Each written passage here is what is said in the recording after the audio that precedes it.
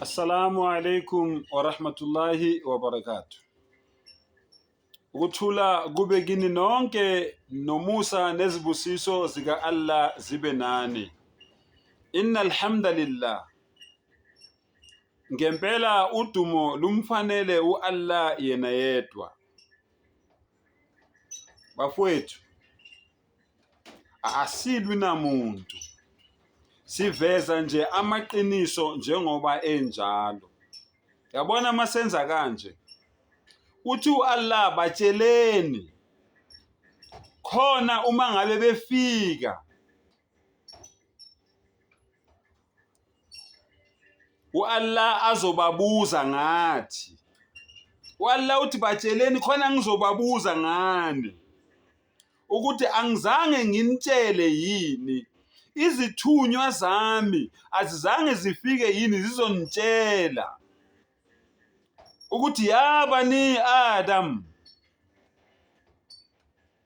alam a'adi ilaykum alla ta'budu ash-shaytan, angizange yini nginitshele, angizange yini nginixwayise, azange yini izithunywa zami zizonitshela ukuthi ningakhonzi usathane, azange yini zifike izithunywa zizonitshela ukuthi ningakhonzi usathane. Wa an'ibuduni, kodwa khonzani mina mdali wenu, khonzani umdali wenu. Hadha siratun mustaqim, lena iyona yodwa indlela eqondile. Yingako sinitshela ngoba umdali uthi sinitshele ngikhona ezonibuza ngaloko ngelanga lokwahlulelwa.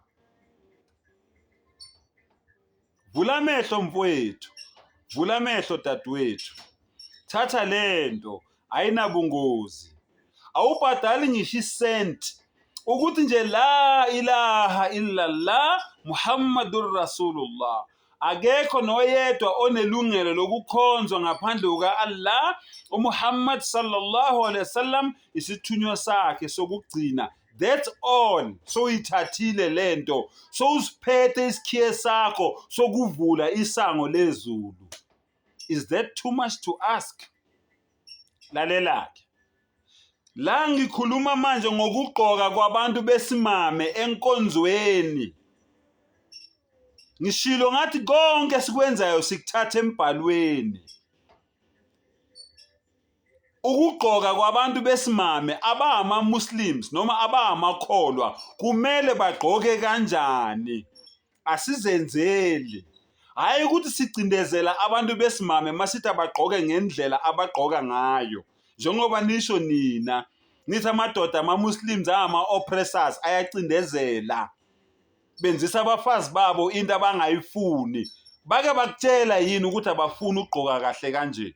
Wabasukela. Awungitshela umfazi oyedwa weMuslim othi yena akathanda ukuthi agqoke ahlonipheke.